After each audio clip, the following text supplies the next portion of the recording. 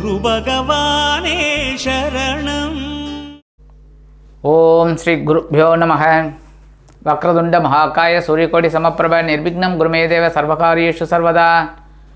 Mars media நேயர்கள் உங்கள் எல்லாரையும் இந்த பதிவில் நான் சந்திக்கிறதுல பெருமகிழ்ச்சி அடைகிறேன். இந்த பதிவு மிக மிக மிக முக்கியமானது. குரு பயிற்சி. நீங்கள் கேட்கலாம், என்ன சுவாமி குரு பயிற்சி, ராகு கேது பயிற்சி, சனி பயிற்சி எல்லாம் அப்படியே வந்துருந்தானே இருக்குது. மாறி மாறி வந்தாலும் நம்மளை ஏமாற்றாமல் இருக்கணும். மாற்றங்கள் கொண்டு வரலாம், ஏமாற்றங்கள் கூடாது. இந்த குரு பயிற்சியினால் நமக்கு நல்லது தான் நடக்கணும். என்ன பண்ணினா நல்லது நடக்கும் அப்படிங்கிறத பற்றி நம்ம பார்க்கணும். இந்த குரு பகவான் இதுவரைக்கும் மேஷ ராசியில் இருக்கார். 1/5/2024 அவர் ரிஷபராசிக்கு வந்துடுற. ரிஷபராசி பகை. உங்களுக்கே தெரியும், சுக்கிர பகவானோட இடம் ரிஷபராசி, துலாம் ராசி.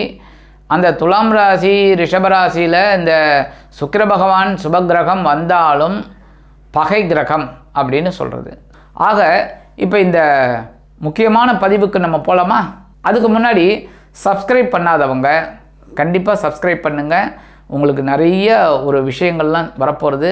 உங்களுக்கு ஈஸியாக உங்களுக்கு கிடைக்கிறதுக்காக நீங்கள் சப்ஸ்கிரைப் பண்ணிவிட்டு லைக் பண்ணுங்கள், ஷேர் பண்ணுங்கள், கமெண்ட் பண்ணுங்கள். இப்போ இந்த பதிவுக்கு போகலாமா? எனதருமை ரிஷபராசி அன்பர்களே, இந்த பதிவில் நம்ம என்ன பார்க்க போகிறோம் அப்படின்னா, சுபகிரகமான குரு பகவானின் பெயர்ச்சி. இந்த குரு பகவான் ஒவ்வொரு வருடமும் ஒவ்வொரு ராசியில் பிரயாணம் பண்ணிட்டு இருப்பார். இப்போ எங்கே வரப்போகிறாருன்னு பார்த்தீங்கன்னா, இதுவரைக்கும் உங்களுக்கு விரய ராசியான 12ஆம் இடத்துல அயனசயன போகஸ்தானத்தில் இருந்தார். என்னென்னா, சில பேருக்கு இடமாற்றம் கிடைச்சிருக்கு, சில பேருக்கு பார்த்திங்கன்னா வீடு வாங்கியிருக்கீங்க, சில பேர் வீடை பராமரிப்பு பண்ணியிருக்கீங்க, சில பேர் வீடை மராமத்து பண்ணி நல்லபடியாக கொண்டு வந்திருக்கீங்க, சில பேருக்கு இல்லத்தில் சுபகாரிய நிகழ்ச்சிகள்லாம் நடந்திருக்கு. அதை வகையில் செலவு, குழந்தைகளோட கல்வி செலவு, இந்த மாதிரிலாம் நிறைய நடந்திருக்கு. அதாவது உறக்கமும் போயிருக்கு, அதாவது தூக்கம் போச்சுன்னு சொல்லுவாங்க பாருங்கள். அந்த மாதிரி சில நேரங்களில் தூக்கமும் உங்களுக்கு குறைவாகவே இருந்திருக்கு. ஏன்னா வேலை பளு அந்த அளவுக்கு அதிகம். அந்த வகையில் 12ஆம் இடமாகிய அயனசயன போகஸ்தானத்தை விட்டு விலகி அவர் ஜென்மராசிக்கு வந்துட்டார். ஜென்மராசி அப்படிங்கும்போதே எந்த கிரகம் ஜென்மராசியில் இருந்தால் நல்லதுன்னு பார்த்தீங்கன்னாக்க சுக்கிரன் இருக்கலாம், புதன் இருக்கலாம். அதெல்லாம் இருந்தால் கொஞ்சம் விசேஷம். அந்த குரு இருக்கிறது சுபகிரகம் அப்படின்னாலும் மனசில் கொஞ்சம் குழப்பம் இருக்கும். ஆனால் இதில் ஒரு பெரிய ஆறுதல் என்ன தெரியுமா? இந்த குரு பகவான் ரிஷபம், சிம்மம், தனுசு, கும்பம் இந்த 4ல் இருந்ததுன்னா குரு வலயம்னு சொல்கிறது, குரு வட்டம் அப்படின்னு. அந்த வகையில் இப்போ குரு வட்டத்தில் உங்களுக்கு மாட்டிக்கிறார். அதுவும் உங்களோட ராசிநாதன் சுக்கிர பகவான் பகை கிரகம் அப்படிங்கிறதுனால பகைவன் வீட்டில் இந்த குரு பகவான் உட்காந்துக்க போகிறார். உட்காந்துக்கும்போது என்ன அளவில் அவர் ஒர்க் பண்ண முடியும்? பெரிய அளவில் ஒர்க் பண்ண முடியாது. நற்பலன்களும் பெருசாக கொடுக்க முடியாது, கெடுபலன்களும் கொடுக்க முடியாது. ஆனால் இந்த குரு பகவானுக்கு ஒரு பெரிய ப்ளஸ் பாயிண்ட் என்ன தெரியுமா? பார்வை. குரு பார்க்க கோடி புண்ணியம். அந்த வகையில் உங்களுக்கு இப்போ ஜென்மராசியில் வரப்போகிறார். ஜென்மராசியில் உங்களுக்கு என்னென்ன பலாபலன்களை கொடுக்க போகிறாருங்கிறத பற்றி பார்க்கலாம். இப்போ உங்களோட மனநிலைமை எப்படி தெரியுமா இருக்குது? 12ஆம் இடமாகிய அயனசயன போகஸ்தானத்தில் குரு பகவான் இருந்த வரைக்கும் உங்களுக்கு என்ன மனசில் ஓடுது அப்படின்னாக்க, எல்லோரும் நலம் வாழ நான் பாடுவேன், நான் வாழ யார் பாடுவார், அந்த மாதிரி உங்கள் மனசில் அது ஓடிட்டுருக்கு. எல்லாருக்காகவும் நான் இவ்வளோ நல்லது நினச்சிட்டு இருக்கேன், எனக்கு மட்டும் ஏன் நல்லது நடக்க மாட்டேங்கிறது அப்படிங்கிற மாதிரி. பட் அதெல்லாம் தாண்டி இந்த குரு பகவானோட பயிற்சி உங்களுக்கு அற்புதமாக இருக்க போகிறது. இந்த அற்புதம் அப்படிங்கும்போது சாதாரண ஜென்மராசியில் இருந்தால் ஜென்மகுரு அப்படிங்கும்போதே கொஞ்சம் பிரச்சனைகள் தான் அப்படின்னு சொல்லப்படுறது உண்மை, அதாவது ஜோதிட விதிப்படி. ஆனால் குருவோட பார்வைங்கும்போது பக்க பலமாக இருக்க போகிறது உங்களுக்கு. என்ன ஒன்று, உடல் ஆரோக்கியத்தில் கொஞ்சம் கவனம் எடுத்துக்கோங்க. என்ன விஷயம் அப்படின்னா, எப்போவுமே ஜென்மராசியில் குரு, சூரியன் இவங்கெல்லாம் இருந்தாலே மனசில் கொஞ்சம் ஒரு படபடப்பு இருக்கிற மாதிரி இருக்கும். அதெல்லாம் கொஞ்சம் வேலைபளு அதிகமாகுங்கிறதுனால. அதனால் உடல் ஆரோக்கியத்தில் கொஞ்சம் கவனமாக இருந்தால் போகும். மற்றபடி பேசுகிற வார்த்தையில் அமைதியாக கவனமாக இருந்தீங்கனாலே போகும். அதுக்கு தான் உங்களுக்கு என்ன பாடல் அப்படின்னா, கவலைப்படாதே சகோதரா, எங்கம்மா கருமாறி காத்து நிற்பா, வேதனையை தீர்த்து வைப்பா, நல்லதைத்தான் செஞ்சு வைப்பா, கவலைப்படாதே சகோதரா. அதுதான், அதாவது கருமாறி உங்களுக்கு துணை இருப்பா, கவலையே பட வேணாம். உங்கள் வேலைகளை நீங்கள் அப்படியே ஆட்டோமேட்டிக்காக செஞ்சுக்கிட்டே போங்க. உங்கள் ட்ராக்கில் நீங்கள் பயணம் பண்ணிக்கிட்டே இருங்க போதும். மற்ற யாராவது எது சொன்னாலும் நீங்கள் அதை பற்றிலாம் கவலைப்படாதீங்க. அதாவது குரு வந்து ஜென்மராசியில் இருந்தால் அப்படி இப்படி அப்படி இப்படிலாம் சொன்னால் நீங்கள் கவலையே படாதீங்க, பயப்படாதீங்க. எல்லாமே வந்து அற்புதமாக நடக்கக்கூடிய ஒரு காலகட்டம் தான். சரியா?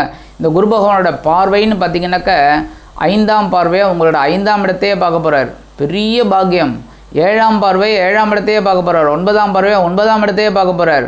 ஸோ ஜென்ம குரு வந்து நீங்கள் கவலைப்பட வேண்டிய அவசியமே கிடையாது. அதோட பார்வைங்கும்போது அற்புதமான பலன்கள் உங்களுக்கு கண்டிப்பாக கிடைக்கும். குழந்தைகளின் முன்னேற்றம் உங்களுக்கு வியக்க வைக்கும். ஏன்னா 5ஆம் பார்வையாக 5ஆம் இடத்தை பார்க்கறதுனால பூர்வ புண்ணிய ஸ்தானம் உங்களுக்கு பலமடைகிறது. என்றைக்குமே குரு வந்து சுபகிரகம். இருக்கும் இடத்தை விட பார்க்கும் இடத்தை தான் பலப்படுத்துவார். அந்த வகையில் இவர் வந்து 5ஆம் இடத்தை பலப்படுத்துகிறார், புனிதப்படுத்துகிறார் தன்னோட பார்வையால். கன்னிராசி ஏற்கனவே யார் இருக்காங்க அங்கே? கேது உங்களுக்கு கொஞ்சம் குழப்பத்தை கொடுத்தார் குழந்தைகளின் மூலமாக. ஏதாவது ஒரு செலவை வச்சு இந்த குழந்தைகள் மூலமாக ஒரு குழப்பத்தை, இல்லைன்னா புனித தலையாத்திரை செலவுகள், ஆன்மீக செலவுகள், இந்த மாதிரிலாம் உங்களுக்கு கொடுத்து சில குழப்பத்தையும் கொடுத்தார், இல்லைன்னு சொல்ல முடியாது. இப்போ குருவோட பார்வை ஸ்ட்ரைட்டாக கேது மேலே விழுறது. 5ஆம் இடம். குழப்பமே உங்களுக்கு இருக்காது. எல்லாம் ஸ்கெட்ச் போட்டு திட்டம் போட்டு வேலை செய்வீங்க. இந்தந்த நேரத்தில் 8 to 10 இது, 10 to 12 இது, 12 to 12, 12 to 2 இது, 2 to 4 இது அப்படின்னு அப்படியே ஸ்கெட்ச் போட்டு உங்களோட ஒர்க்கை ஃபாலோ பண்ணிட்டு போவீங்க. அதற்குண்டான உயர்வுகள் ஆட்டோமேட்டிக்காக கிடைக்கும். அதேமாரி புனித தலையாத்திரை செல்லக்கூடிய வாய்ப்புகள், இந்த கோவில்களுக்கெல்லாம் நீங்கள் போகக்கூடிய வாய்ப்புகள்லாம் உங்களுக்கு கண்டிப்பாக கிடைக்கும். மனசில் ஒரு சந்தோஷம் இருக்கும். என்றைக்குமே வந்து கோவிலில் பார்த்திங்கன்னா, கோவில் அந்த காலத்தில் கோவில் கட்டி வச்சதெல்லாம் வந்து முட்டாள்தனம் கிடையாது.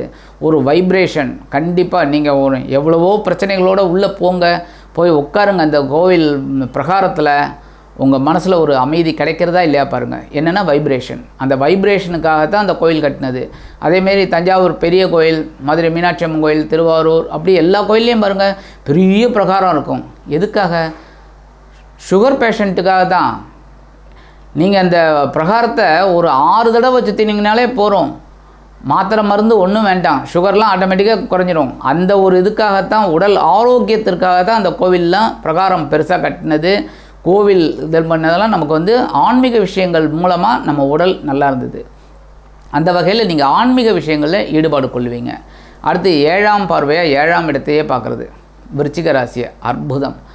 கணவன் மனைவிக்கிடையே இருந்து வந்த சின்ன பிரச்சனைகள் கூட ஓஞ்சிரும். சண்டை சச்சரவுகளே இல்லை, அந்யோன்யம் ரொம்ப அதிகமாக இருக்கும். முக்கியமாக சொல்லணுன்னா சுபகாரிய நிகழ்ச்சிகள் குடும்பத்தில் நடக்கும். நல்ல நிகழ்ச்சிகள்லாம் நடக்கும். வீடு கட்ட முடியலையா, இப்போ தாராளமாக நீங்கள் உபயோகப்படுத்தி கட்டிக்கலாம். சில பேர் கேட்பாங்க, ஜென்ம குரு இருக்கும்போது எப்படிங்க அப்படின்னு. ஜென்ம குரு இருக்கார், ஆனால் பார்வை பலமாக இருக்குது, அது போகும். அதனால் குரு பலம் வந்துடுதான்னு கேட்பாங்க. திருமண யோகத்துக்கு குருவோட பார்வை பலம்னு வச்சுக்கணும். குரு பலம் அப்படின்னா எப்படி? குருபலம் எல்லாருக்குமே வரும். 10 வயசு பையனை கூட குருபலம் வரும். அப்போ 10 வயசில் கல்யாணத்தை பண்ணி விட முடியுமா? அது மாதிரி தான் குருபலம் யாருக்கெல்லாம் தேவை அப்படிங்கிறத பற்றி பார்க்கணும். அப்போ குருவோட பார்வை 7ஆம் பார்வை 7ஆம் இடத்துலே விழுறதுனால திருமணமாகாத, நல்லா நோட் பண்ணிக்கோங்க, திருமணமாகாத ரிஷபராசி ஆணாகட்டும் பெண்ணாகட்டும் நல்ல வரன் கண்டிப்பாக அமையும். ஃபஸ்ட் கிளாஸாக அமையும். நல்ல வரன் டக்குன்னு அமையும். கல்யாண யோகம் களை கட்டும். அடுத்தபடியாக 9ஆம் பார்வையாக 9ஆம் இடத்தை பார்க்குறாரு. தந்தையாரோட உடல் ஆரோக்கியம் சிறப்பாக இருக்கும். தந்தையாரின் மூலமாக உங்களுக்கு வரவேண்டிய சொத்துக்கள் உங்களுக்கு கைக்கு வரும். அதேமாரி தந்தையார் உறவினர்கள், அதாவது சித்தப்பா பெரியப்பா, அவங்கெல்லாம் ரொம்ப அனுசரணையாக இருப்பாங்க. அத்தைமார்கள் இவங்க எல்லாமே வந்து உங்களுக்கு ரொம்ப அனுசரணையாக இருப்பாங்க, உங்கள்கிட்ட ரொம்ப பிரியமாக இருப்பாங்க. அதேமாதிரி சில பேருக்கு பார்த்திங்கன்னா சொத்து சேர்க்கை உண்டாகும். ரொம்ப நாளாக ஏதாவது ஒரு பொருள் வாங்கணும், இல்லை ஒரு நிலமாவது வாங்கி வைக்கணும் அப்படின்னு நினைக்கிறவங்கெல்லாம் தாராளமாக இந்த நேரத்தை உபயோகப்படுத்திக்கலாம். ஜென்ம குரு அப்படின்னு நினச்சி கவலைப்பட வேண்டிய அவசியமே கிடையாது. அதாவது இந்த இடத்துல என்னென்னா, எண்ணம் திண்ணமானால் செயல் வண்ணமாகும். எண்ணம் அப்படின்னா உங்களோட எண்ணம், நீங்கள் நினைக்கிற காரியங்கள் திண்ணமானால் அப்படின்னா என்னென்னா சக்ஸஸ்ஃபுல்லாக ஆகணும், உங்களோட இது வெற்றி பெறணும் அப்படின்னா அந்த மனசில் ஒரு நம்பிக்கை வேணும். அதை வச்சிங்கன்னா செயல் வண்ணமாகும். நீங்கள் செய்கிற செயல்கள் கண்டிப்பாக கலர்ஃபுல்லாக இருக்கும், ஃபஸ்ட் கிளாஸாக இருக்கும். அதனால தான் நீங்கள் வந்து நினைக்கிற காரியங்களை அருமையாக நினச்சி அதை அப்படியே செயல் வடிவமாக்கணும். செயல் வடிவமாக்கினீங்கனாலே வண்ணமாக இருக்கும். இதுதான் நீங்கள் பண்ண வேண்டியது. ஆக இந்த குரு பகவானின் பெயர்ச்சி அப்படிங்கும்போது நீங்கள் கவலைப்பட வேண்டிய அவசியமே கிடையாது. ஜென்ம குருன்னு நினச்சி கவலைப்பட வேண்டிய அவசியமே இல்லை. ஏன்னா ராகு வந்து 11th, மற்ற கிரகங்களும் பார்க்கணும். என்ன, ராகு வந்து உங்களுக்கு 11ஆம் இடத்துல இருக்கார். அதே சமயம் சனீஸ்வர பகவான் 10ஆம் இடத்துல இருக்கார். ஜீவனஸ்தானம், சசயோகம் கண்டிப்பாக. ஸோ கிரகங்கள், மற்ற கிரகங்கள் உங்களுக்கு அற்புதமாக இருக்குது. கேது மட்டும்தான் 5ஆம் இடத்துல இருந்துக்கிட்டு சின்ன சின்ன குழப்பத்தை கொடுத்தார். அவரும் இப்போ வந்து இந்த குரு பயிற்சியின் மூலமாக குருவின் பார்வையை வாங்கிட்டு நல்லபடியாக அவரும் உங்களுக்கு அனுகிரகம் பண்ண போகிறார்.